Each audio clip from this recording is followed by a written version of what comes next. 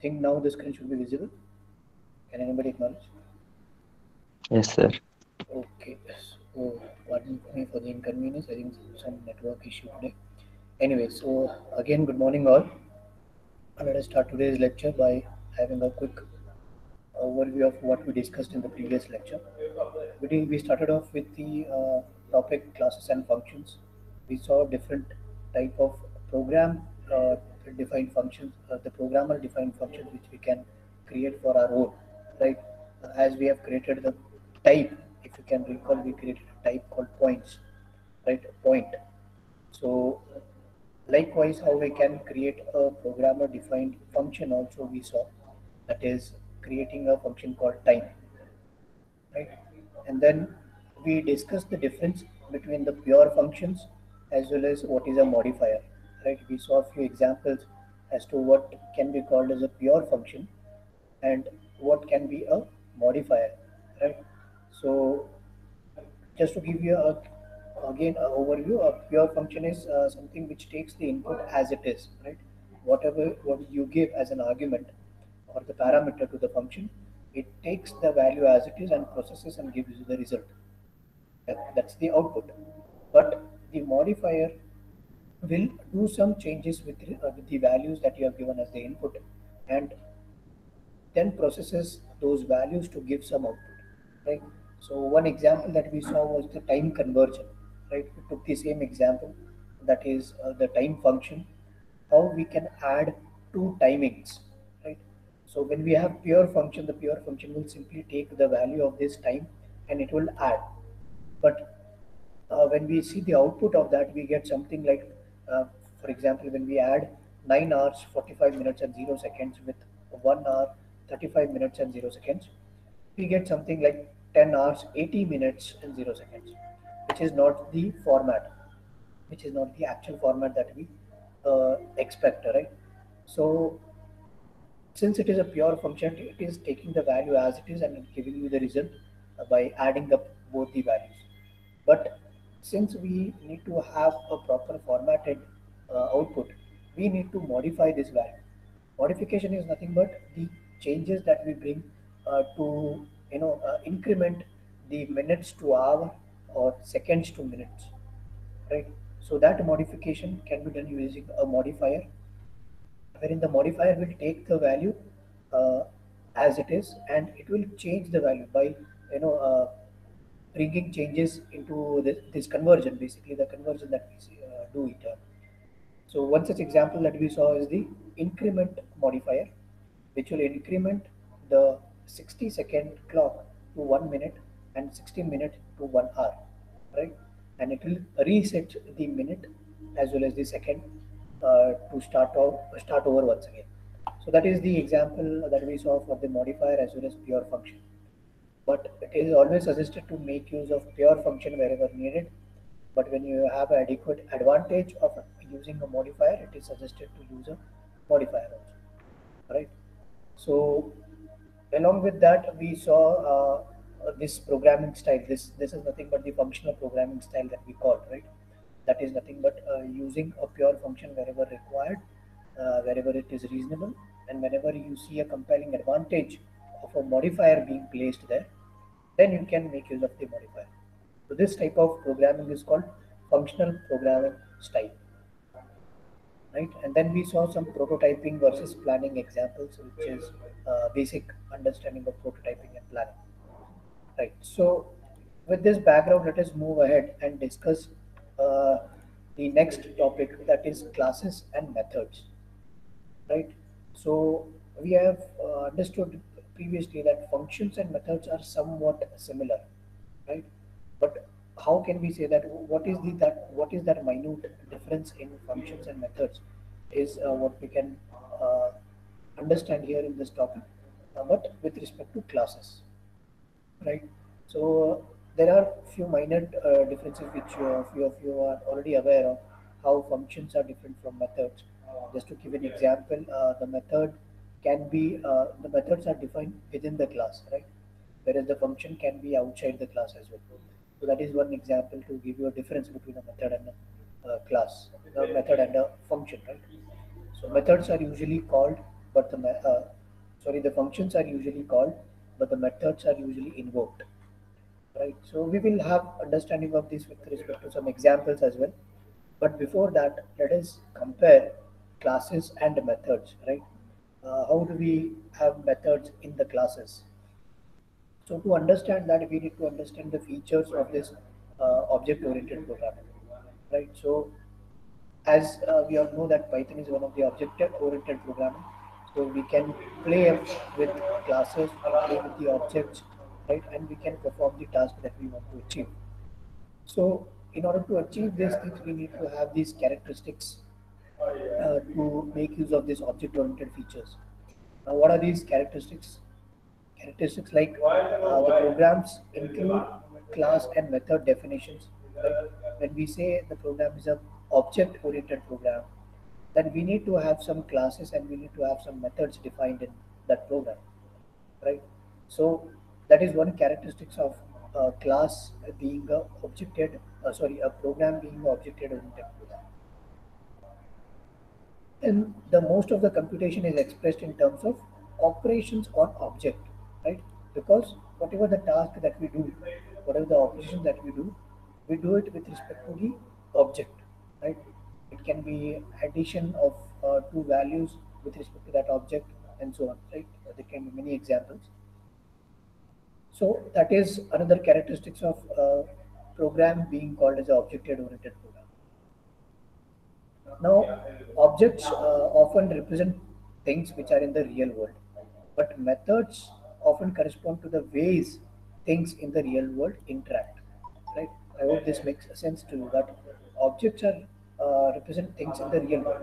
Whatever we see, let's say when we compare an object to the real world, then methods are something which is the way these real world entities interact with each other, right?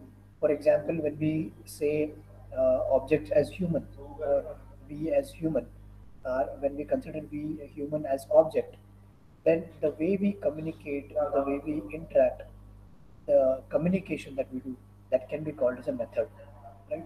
It can be verbal communication, it can be non-verbal communication, right? Through words, through sounds, through actions, right? Through body language. So these are the different methods. Similarly, when we consider the class object as one of the entity in the real world, then the way to communicate through this object, the way the things these objects communicate or interact with each other, these are called methods, right? Now, I think you have a clear picture of how a method is different from a function, right? A function is meant to perform a task, whereas a method is meant to interact two different entities in the class, right? So this is the basic understanding of how an object-oriented feature can be made user here in the object-oriented programming, right? And these are the characteristics that we need to have it. Now, moving ahead with the further discussion to have these methods are semantically the same as functions. Now, this term here is very important. These are semantically same as functions, right? Can anybody tell me what is the difference between semantic and syntactical? I think you have already studied it in your maybe second semester when you are learning C programming, or maybe when you have learned the subject object-oriented programming concepts. Oops.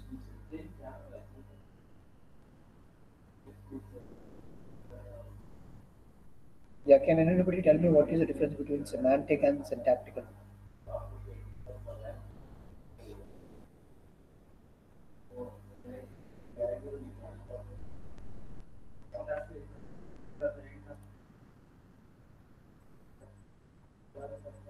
Yes, it's a very basic question.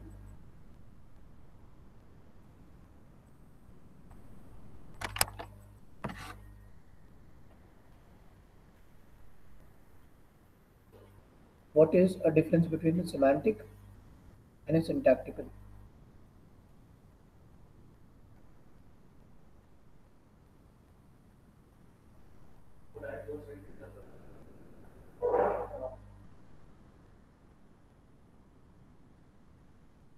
Yeah, any volunteer would like to come up and answer this?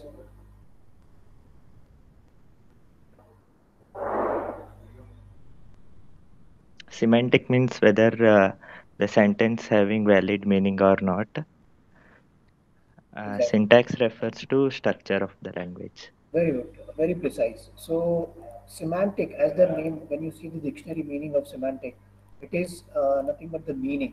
Semantic means meaning, right? So, when we talk about methods and functions, they mean the same, right? The meaning of method and the meaning of function, that is in with respect to programming, it is same, right? But the structure that we define for these two things, that is methods and functions, are different, right? So the body or the syntax of the method as well as the function, they are different. So just to put it in a nutshell, the two syntactical differences that we see here in the methods and function is, as I mentioned in the beginning of the class, that is the method being defined inside the class, right?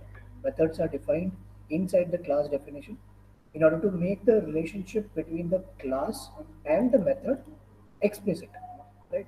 So whatever the method that we define inside a particular class, that method is explicitly related to that class, right? So that is one difference. Whereas on the other side, the function can be defined independent of the class, right? It can be defined outside the class, and then wherever required, it can be called uh, in the class, right? The second syntactic difference between the methods and the functions is that the syntax for method is for invoking a particular method. The syntax for invoking a particular method is different from the syntax for calling a function. Right. Usually, when we how we do we call a function is we mention the name of the function followed by the parameter that we want to pass to a function. That's how we call a function. But how do we invoke a function? Invoke a method, right? By using the object, you can invoke the method. Right? We will see with respect to example as well what we're talking, right? But please note the difference here that we have with respect to methods and the functions. So even though when they semantically mean the same, they are syntactically different, and these are the two major difference that we usually see in the methods compared to functions. Right.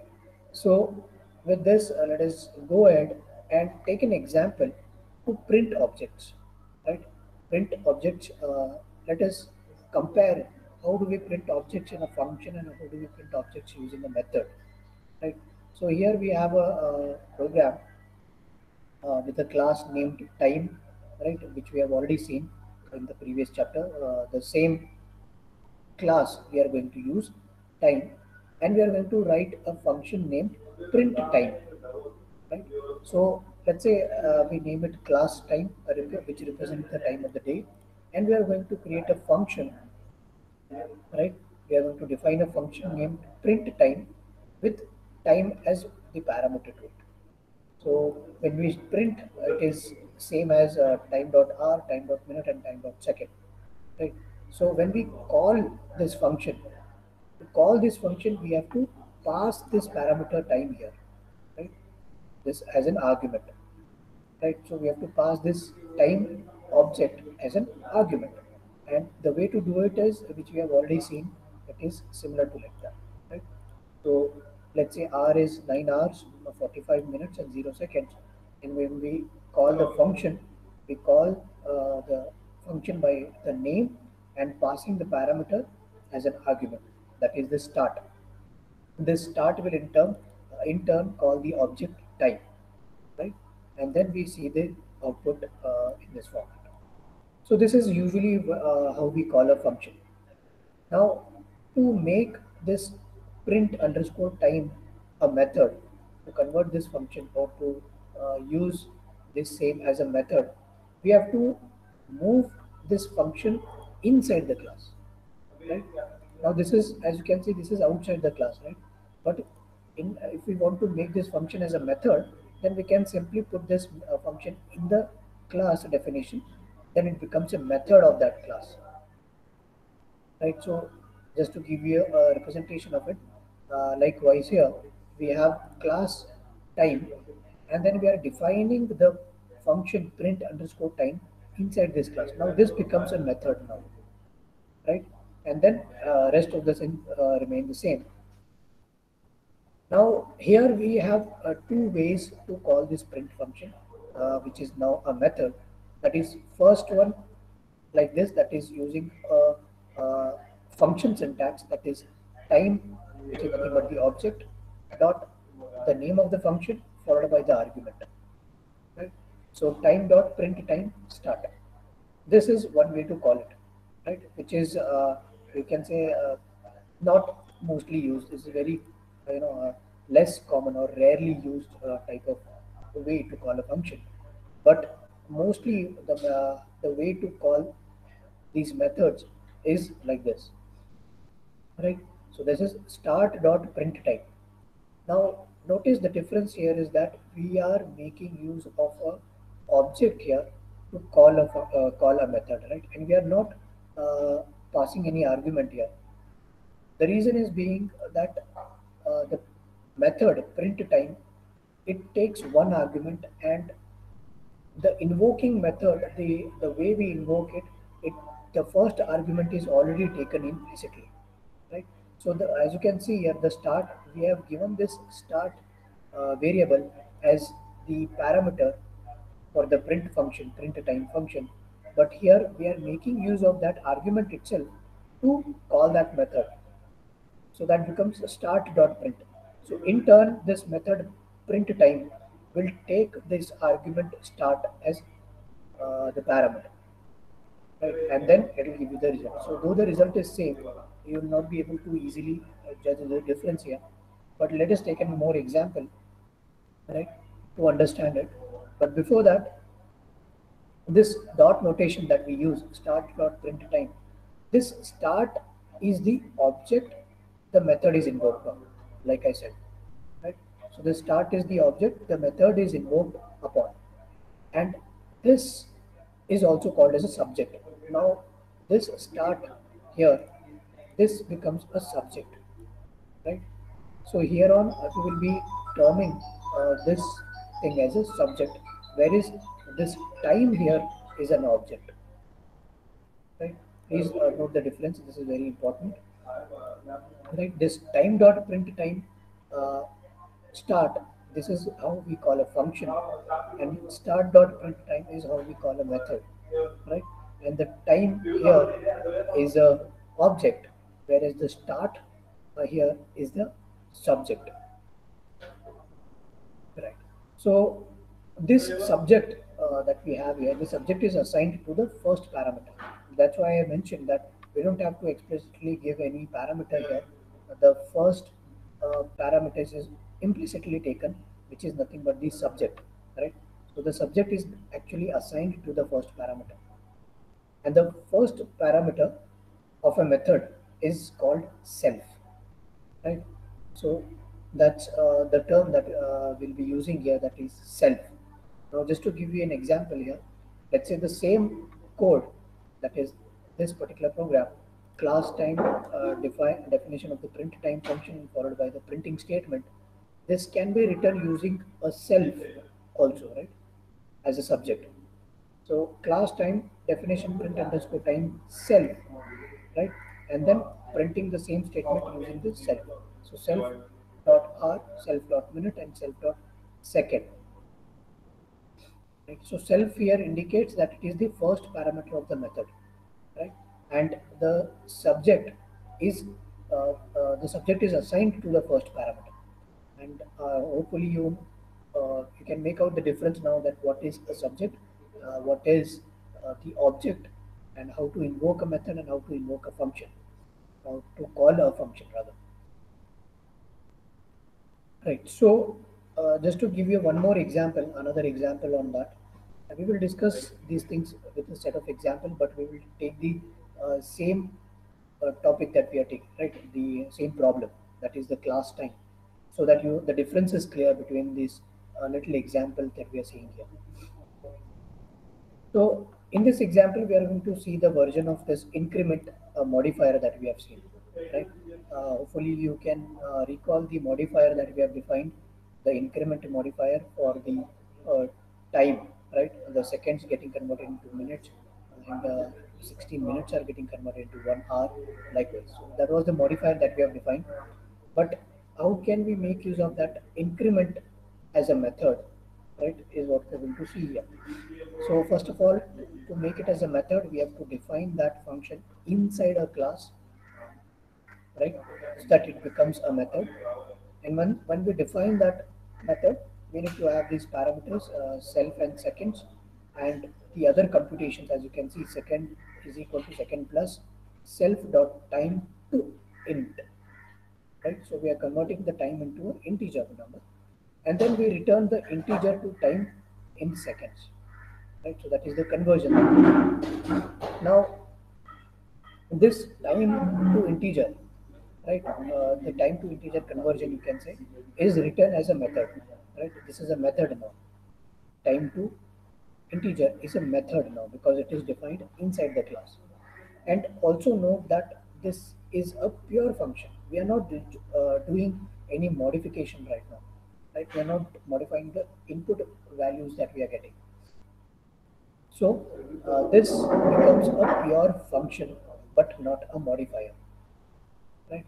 Because we're not modifying, we're not changing anything, we're just converting, right? So this becomes a pure function and not a modifier.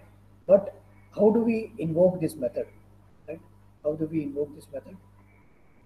By using again, like we have used in the previous case, the first argument, which is nothing but a subject, is taken as the first argument, the first parameter, and the second argument is nothing but the value that we supply in the method.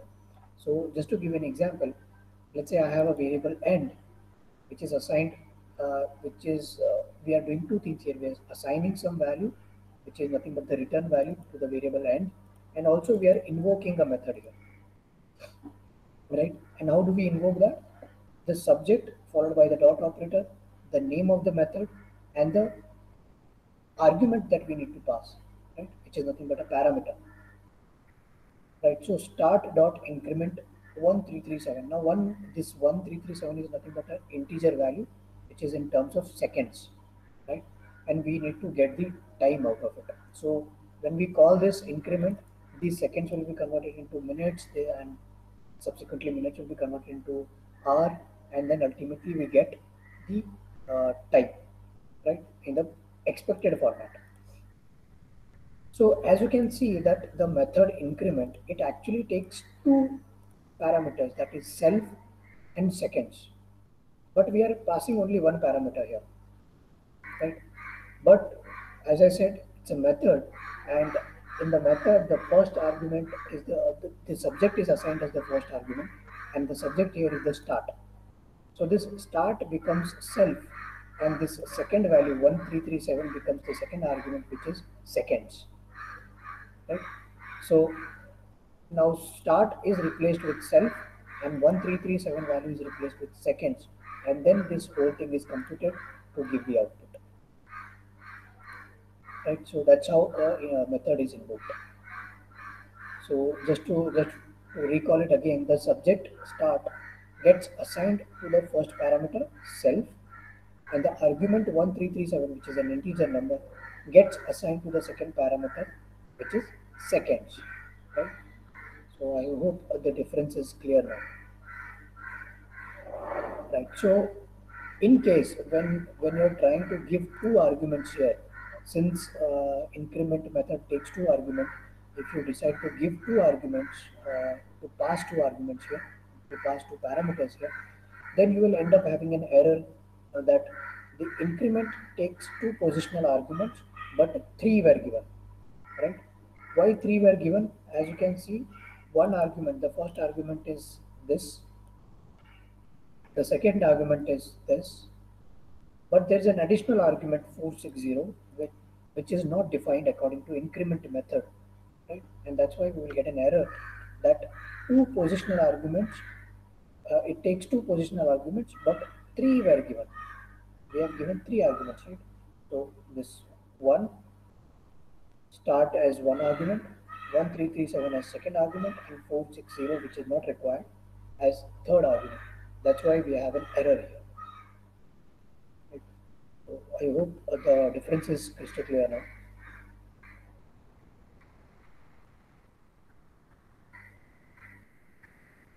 Right. So let us discuss a little more complicated example with respect to the same that we have seen, that is the class type.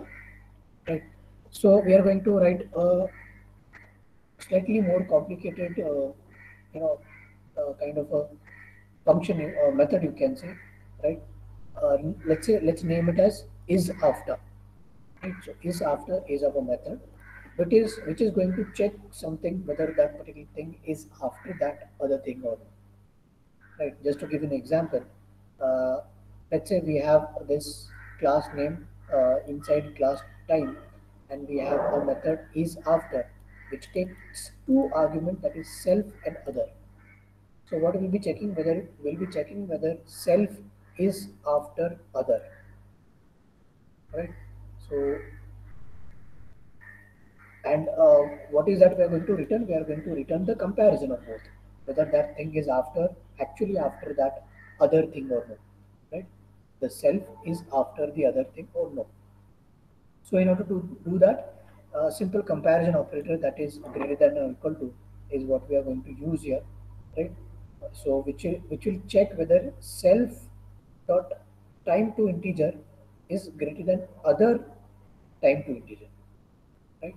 So we are doing two things here. We are comparing as well as we are invoking we are invoking a method here, that is time to integer. Now to use this method, we have to invoke it on one object and then pass the other as an argument, right? So what is that one object? That one object is, let's say, this end, right? End is one object, followed by the name of the method that we want to call, that is after, and then the second argument, which is the start. So how it would look like? It is more like an English like statement itself, right?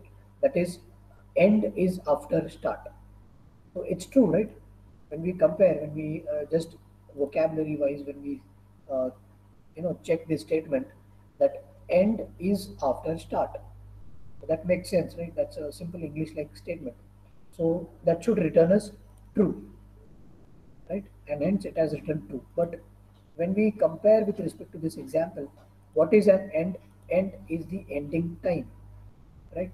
And we are checking whether ending time is greater than the start time, right? So when we have end time which is greater than the start time, of course the value will be greater, the time will be greater, and it will return us true, right?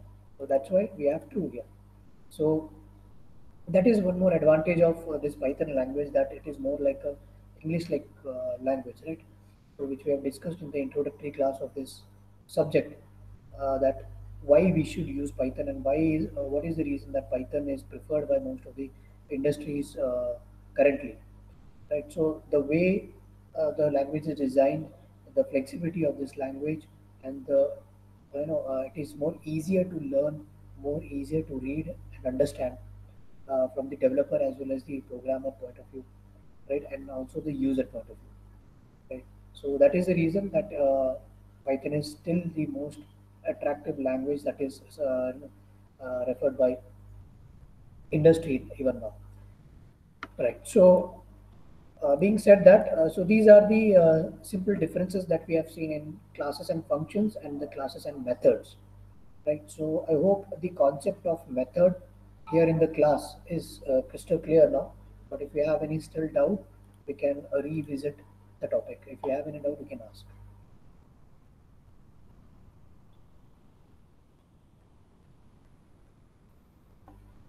I can see there are few people who have left.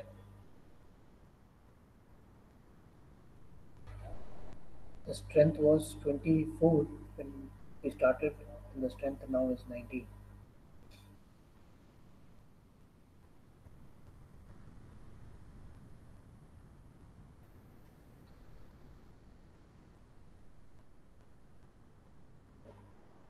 Okay. Okay, anybody, any doubt?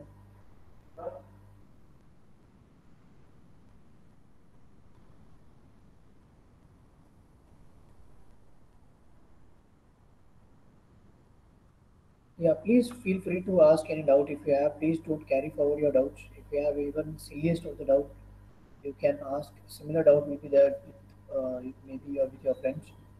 So if you ask this doubt, it might clear their doubt as well, right? So we still have time. If you have any doubt, we will revisit that thing once again. We compared the function with the methods, how we can, how a function is different syntactically to a method is what we saw.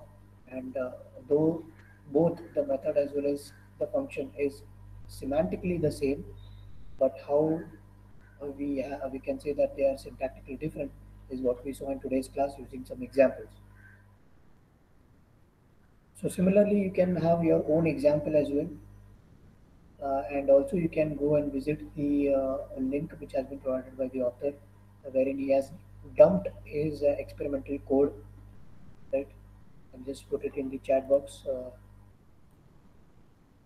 Let me go to the start of the chapter, wherein he has, you know, kept this code in his GitHub account.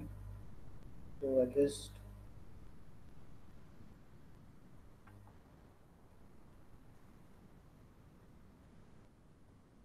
so this is the author's GitHub account, right? Wherein he has dumped his all the code that we are seeing here in the class. Right, so you can go through these codes. It is the same what we have discussed. But if you want to make use of this code, it is freely available, and you can use this code to modify and to come up with your own.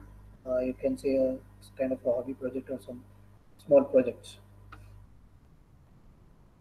Right, so I'll just put this thing into the chat box so that if you have to refer, you can use it. Yeah, please. If you have any doubt, please ask anybody any doubt.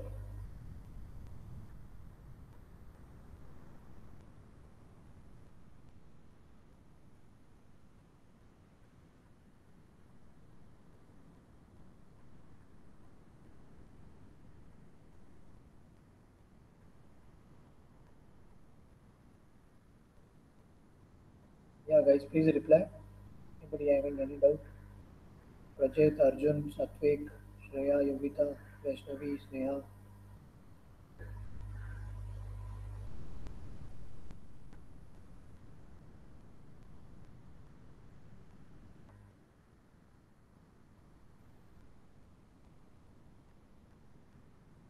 Okay, what about others? See, even if you have a silliest of the silliest doubt, please feel free to ask because you shouldn't carry forward this doubt. And if you clear this doubt right now here, only then you will understand the further things that we will be discussing. Right. In case if you don't have any doubt, then we shall conclude the lecture. But if you have any doubt, you can ask me anytime.